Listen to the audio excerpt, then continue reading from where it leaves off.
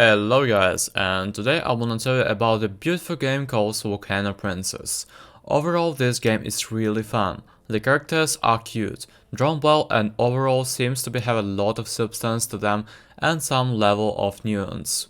There's a replay value in the fact that you can spend points from achievements gained on a run to get a higher starting base, stats, items, etc. to make the next run easier and hopefully to achieve that better ending or an ending that you are gunning for.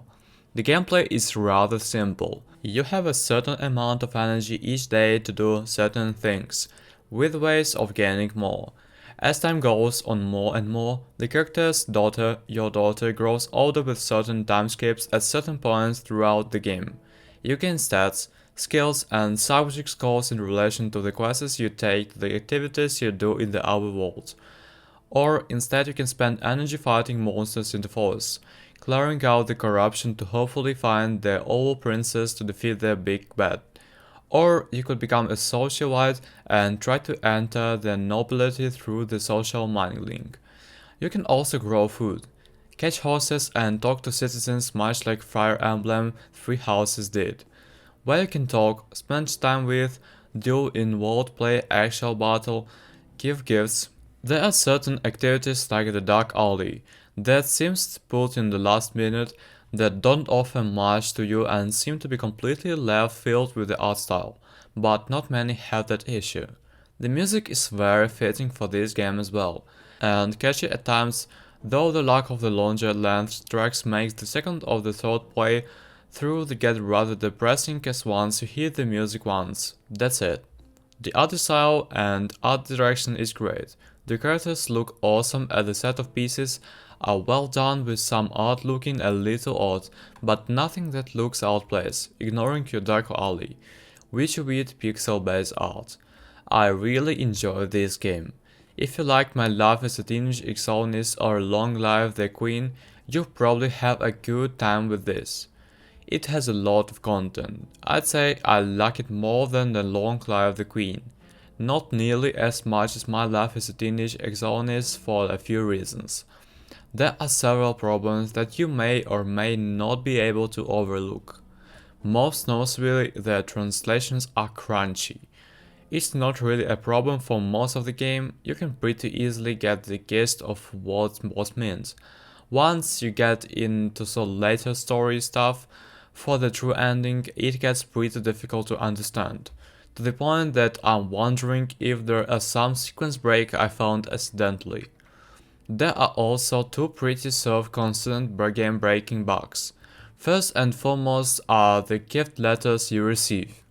These will lock the game up every single time you try to open one. Fortunately, they aren't really necessary part of the game. They're mostly for the flavor. Second is the save data corruption bug that can happen if you have good saves enabled. As of the version I'm playing 1.00.00, I think, the devs even have it in the announcements with instructions for how to turn off quad saves. There are also a number of other bugs that are less consistent. I once had to force quit when I got stuck in the host capturing event. But of this benefit, this great game packaged in a $10 price tag is marred by the English translation. At times it's passable, at other times it's so bad it's hard to understand what is being conveyed. As an example, during dates, if you fill up the romance points, you get an option called ambiguous. What that means, I'm not entirely sure other than you get higher rewards. I really love this game. I played it almost non-stop for 3 days, because I fell in love with what the game was, even if the English translation was bad. However, not everyone will be able to sift through the confusingly structured sentences, the weird conveying of the information and simply strange word translation that really hampers the enjoyment. At times, the translation won't even work giving the name of 50C at one point for a character. To give the devs a lot of credit, it's only a two-female team from China. The translation at this point almost feels like a fault of a publisher rather than the devs. This game is easily worth the money, if you can stand the translation. If that is constant, give it months or so, by then the translation should be up to snuff for any player. easily one of the best games I've played this year, and I really hope a better translation comes out so I truly can appreciate what these dynamics do was trying to make.